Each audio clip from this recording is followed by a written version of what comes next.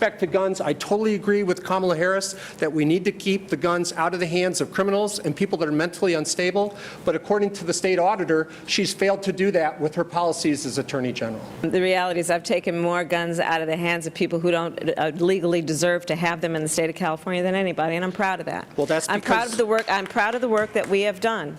And for the first time in the Department of Justice, working with the legislature to actually bring more resources so that we can put more special agents from my Department of Justice on the street to take guns out of the hands of people who don't deserve it. We need to get control of what is going on with guns. We need a national database. We need real clearing periods. We need to ensure that people who are on mental health lists aren't getting a gun. We need to understand the source of the problem. And law-abiding citizens owning guns aren't the source of the problem. And we need to be strong enough as a nation to discuss this and look at the facts. In Chicago, they concentrate on taking away guns and crime has gone up.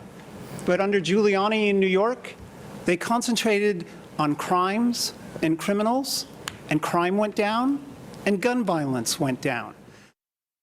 I think the whole gun control issue is a perfect example of the sort of ideological, really, distractions that we have in our society. I don't think the gun control issue, either on one way or the other way, makes that much difference in crime. What you have are small but very energetic minorities in both the Democratic Party and the Republican Party, liberal and conservative, that push the gun control issue and fight each other, even though the impact on crime isn't that great.